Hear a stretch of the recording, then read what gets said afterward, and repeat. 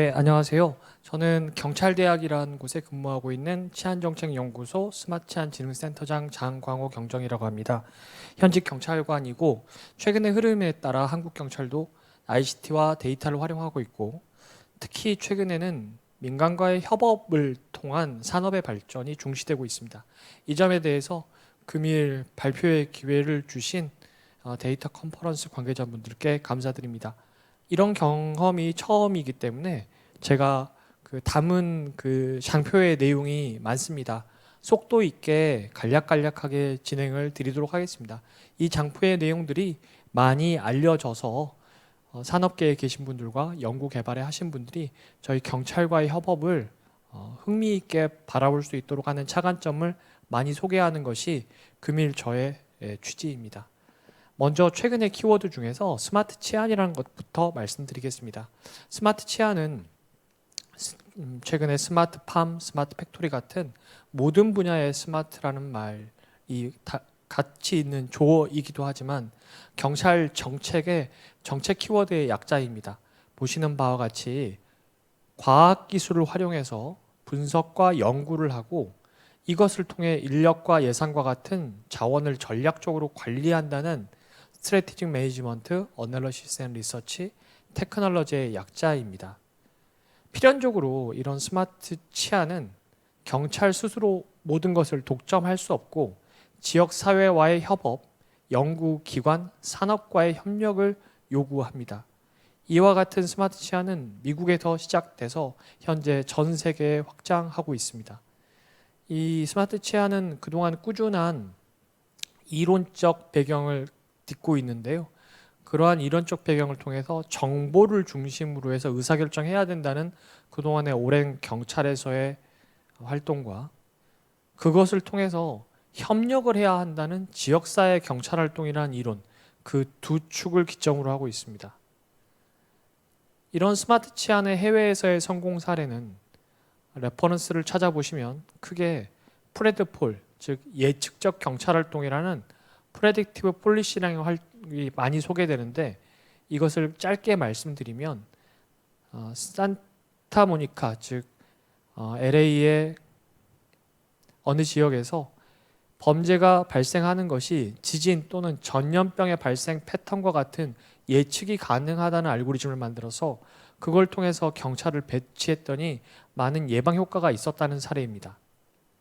그 외에도 어떤 지역에서는 지역을 3등분을 해서 어떤 지역은 범죄자에 대한 관찰 중심으로 활동하고 어떤 지역은 환경을 개선하고 지역 주민과의 협력을 많이 하는 활동을 하며 어떤 지역은 순찰을 많이 하는 활동을 했더니 각각의 실험 결과가 어떠했다는 일종의 패러다임의 전환을 통한 사례들입니다. 이런 사례들은 우리나라에도 이제 점점 차관점이 가까워오고 있습니다. 특히 전화사기나 N번방과 같은 새로운 변화는 기술을 악용한 신종 범죄의 위험을 실감하게 합니다. 주변에 보이스피싱 또는 성착취에 대한 피해 사례가 이제 멀리 있지 않습니다.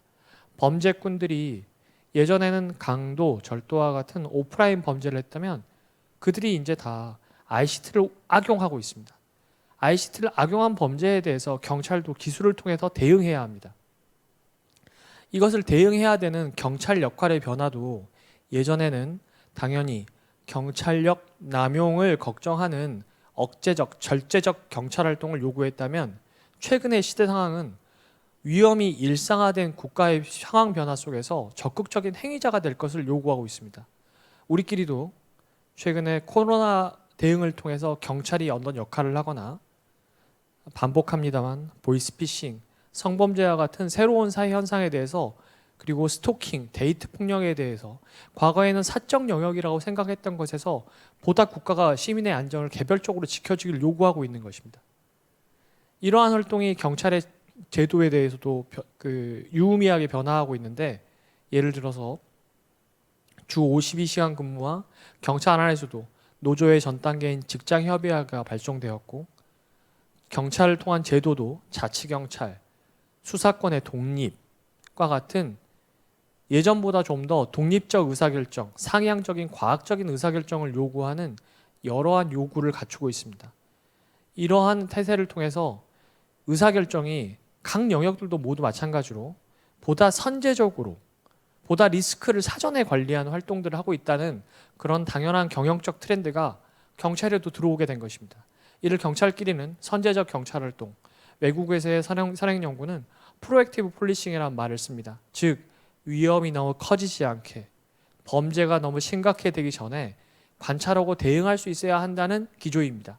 근데 이런 기조가 기존의 방식과로 되지 않고 정보를 분석을 통해서 잘 분석하고 예측해야 된다는, 즉 다른 산업 영역에서는 일반적인 활동들이 이제 경찰에서 요구된다는 것입니다. 통상 데이터에 대해서 분류하는 기준이 보시는 것과 같이 자료 단계, 정보 단계, 지식 단계로 얘기를 합니다. 즉 자료가 축적되어서 정보가 되고 정보가 잘 가공되어서 지식이 된다는 이런 정보의 일반 원칙들은 경찰과 범죄 현상에서도 마찬가지입니다. 즉 개별적인 사건, 범죄 현상, 범죄 사실들은 파편화된 자료인데 이것이 정보가 될 수 있도록 패턴화하면 범죄의 패턴, 동일 수법의 범인들 이런 것들을 찾아낼 수 있게 하고 더 나아가 지식의 단계까지 나아가게 된다면 국가와 사회가 이런 범죄의 무질서에 대해서 어떤 점이 취약한가, 어떤 시스템을 개선해야 하는가라는 단계로 나아가게 된다는 것입니다. 각각의 영역 단계에서 경찰은 그것을 모두 분석을 잘 해야 되고 그것들을 통해서 더 많은 정보와 지식을 창출할 수 있는 능력을 갖춰야 합니다. 여기에 쓰이는 경찰들끼리의 데이터들은 보시는 장표와 같습니다. 범인을 검거하는 데이터, 과학수사, 112에 대한 범죄 신고 같은 데이터들을 경찰은 폭넓게 활용해야 되고 이것을 통해서 순찰과 범인 검거, 치안의 정책, 인력과 예산의 활용에 사용해야 합니다. 각 사항들을 큰 틀에서 탑다운식으로 예시를 들어보겠습니다.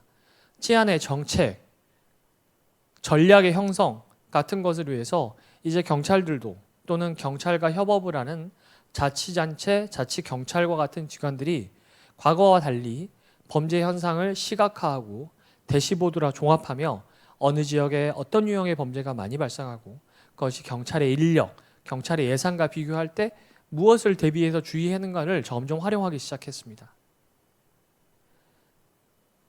지금 현재의 현상을 대시보드로 잘 보여주는 것 외에도 유동인구나 날씨와 같은 시계열 분석 기법을 적용해서 어느 지역에 어떤 시간대에 날씨와 인구가 어떠하면 얼마만큼의 범죄가 날 것인가 라는 시계열 예측도 이제 경찰 속에 들어와 있습니다.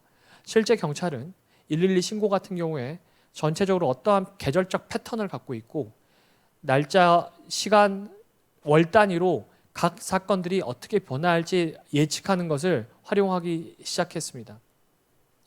여기까지는 큰 틀에서 소위 전략, 패턴, 정책에 대한 운영이라면 조금 더 한 단계 아래로 내려가서 각 사안별로 시민들은 무엇을 불편해하고 앞으로 무엇을 어떻게 해야 되는 건 좀 더 집계되는 자원의 운영에 대한 것입니다.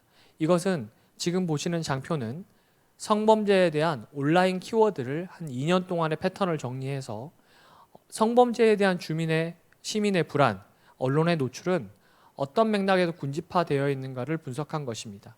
즉 2020년 한 해 동안 분석한 성범죄에 대한 뉴스는 소위 직장 내 성희롱, 디지털 성착취, 갑질 이런 키워드들과 결합되어 있다는 것을 패턴으로 확인하는 것입니다.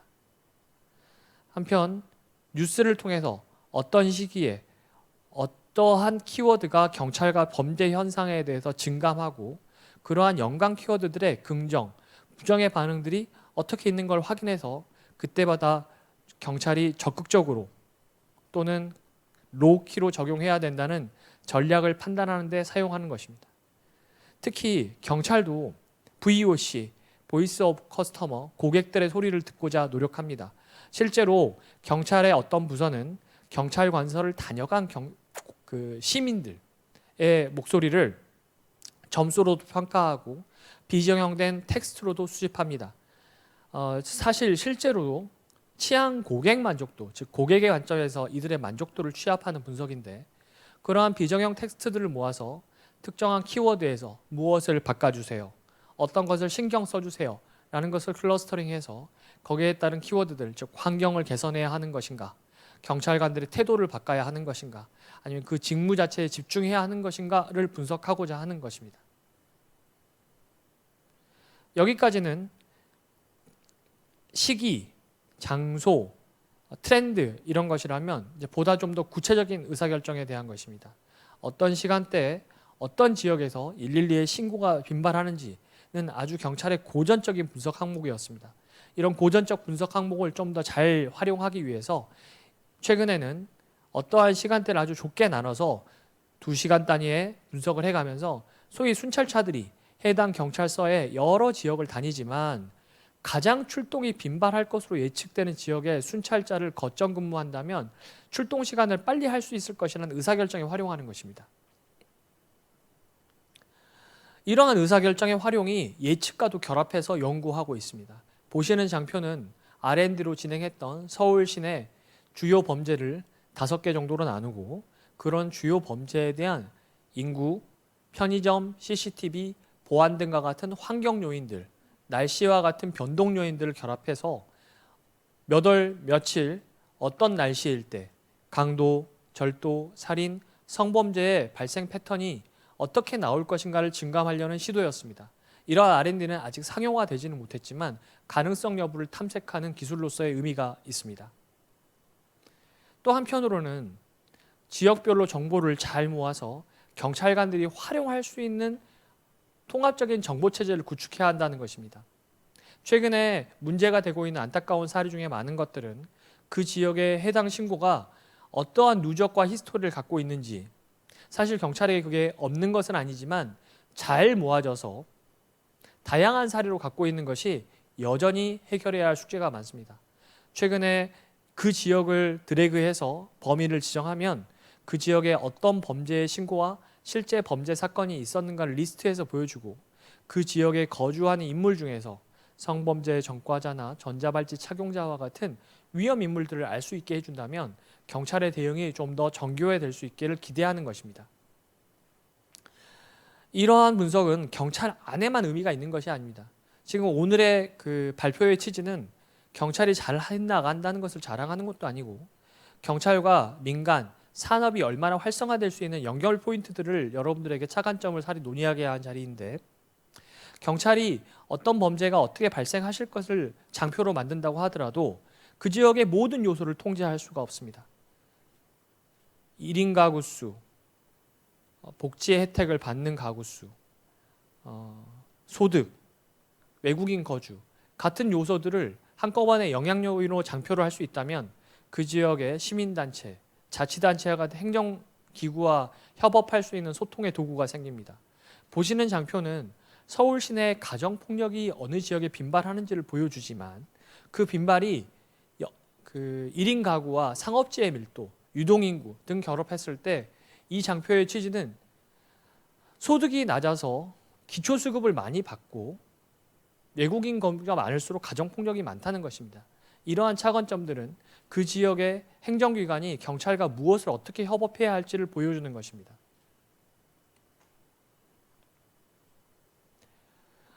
기법에 대한 말씀을 드려보겠습니다. 관계망에 대한 분석, 지리적 분석, 확률 모델을 얘기해 보겠습니다. 이러한 분석은 산업계에서 많이 활용합니다. 네트워킹을 통해서 어떤 것이 의미가 있는가, 어떤 지역에서 무엇이 많은가, 그리고 여러 요소들이 결합됐을 때 한 이벤트에 대해서 그 이벤트에 대한 관계자들은 어떤 확률일 때가 많은가, 이런 것들이 데이터 기술에서 많이 응용되고 있습니다. 이런 데이터 기술의 개발이 최근에 전화 사기, 인터넷 사기, 성폭력과 같은 민간과 경찰과 공공기관이 함께 대응해야 할 주제들의 의미가 있습니다. 보시는 관계망에 대한 장표를 보면 전화번호, 계좌번호, 아이디, IP와 같은 소위 노드들을 활발하게 수집할 수 있습니다. 이러한 노드들을 경찰만이 대응할 수 있는 것은 아닙니다. 이러한 노드들 중에서 경찰이 공개 가능한 것을 통신사, 제조사, 플랫폼사, 전자상거래, 와 같은 업체들과 공유할 수 있다면 그러한 소위 블랙리스트에 대한 패턴, 블랙리스트에 대한 리스트들을 공유할 수 있다면 어떠한 불법 행위들을 사전에 차단할 수 있을지도 모른다는 가능성을 가지고 최근에 전화 사기부터 활발하게 의사소통하고 있습니다. 이러한 의사소통이 좀 더 많아지길 바라는 것이 금일 제가 발표드리는 취지입니다. 특히 전화 사기는 전화번호와 계좌번호, 아이디, IP에 대한 노드들이 굉장히 많은데 경찰 스스로도 이걸 잘 정리해서 활용하지 못했습니다. 최근에 경찰은 이런 것들을 잘 모아서 과기정통부와 관계기관의 지원을 받아서 수사에도 활용하고 제조사와 통신사와 같은 곳에 이 정보를 알려서 대응할 수 있는 네트워크 시스템을 만들어 가고 있습니다. 여기에서 만드는 네트워크 시스템은 전화 사기와 같은 불법 행위에 대해서 제조사와 통신사도 그것을 대응하지만 만약에 저희가 이것을 공개할 수 있다면 이러한 공개한 데이터를 가지고 일종의 보안 솔루션들이 많이 만들어지고 그것이 산업의 영역으로 활성화되지 않을까 기대하고 있습니다.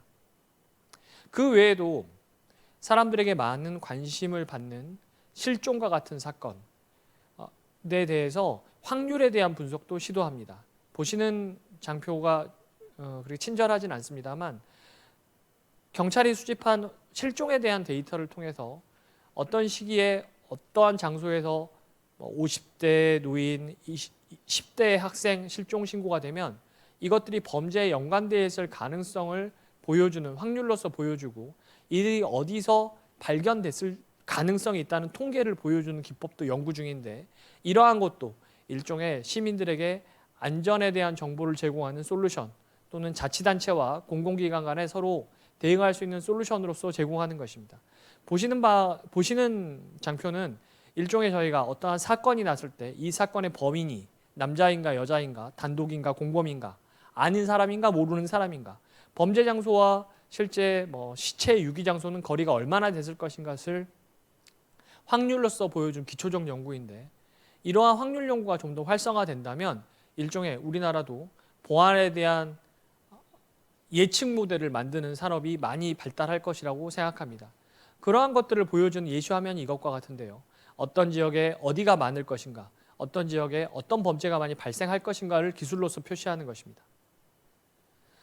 최근에 경찰은 비식별한 데이터를 가지고 유형을 분류하는 연구들도 많이 착수했습니다. 예를 들어서 경찰의 112 신고를 모아서 딥러닝 시킴으로써 이 112 신고가 접수되었을 때 어느 정도의 긴급성이 있는가, 이 112 신고의 유형은 무엇인가를 탐지해서 경찰관들에게 대응하는 정보를 주는 것입니다. 이것은 112 신고가 실제로 처리하는 저희 상황 시스템인데 여기에 실제로 112 시스템을 점검하면 그 결과가 어느 지역에 몇 건이 어떻게 발생했고 그것이 확률은 어떻게 될 것인가를 예측하는 기술들에 대한 것입니다. 물론 이것은 112 신고뿐만 아니라 범죄 사건, 수사에 대해서도 적용됩니다. 경찰관들은 1년에 약 200만 건 정도의 사건을 접수 처리하는데 200만 건 정도의 사건이 접수 처리되는 것에서 그 비정의 문서의 레포트들을 전부 다 유형화시킴으로써 앞으로 어떤 확률이 어떤 패턴이 됐을까를 하는 기초 연구를 시작하는 것입니다. 이 중에서 개인정보가 제공되는 기초 연구에 대한 데이터들을 일종의 사전으로서 제공해서 이 분야의 제공을 활성화하는 것이 저희의 향후 계속되는 목표입니다. 그렇게 공개하는 플랫폼은 저희가 이미 만들었는데 아직 내용은 좀 활발하진 않습니다.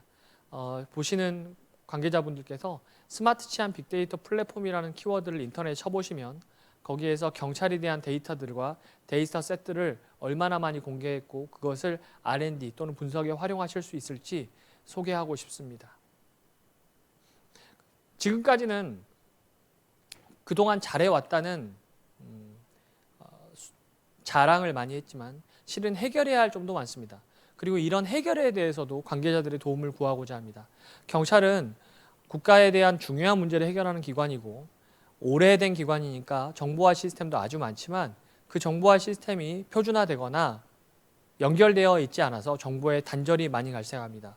이러한 것들을 전사적 데이터의 자원 관리를 할 수 있도록 꾸준히 R&D를 하는 것이 저희의 과제이고 여기에 대해서 도움을 주실 분들도 많이 있었으면 좋겠습니다. 그리고 기술을 만들어서 배포한다고 하더라도 그런 기술이 많은 이들에게 잘 전파되고 화형이 확산하는 것은 별도의 문제입니다. 경찰은 보수적인 영역이고 경찰과 주로 협업하는 기관도 보수적인 공공기관들입니다.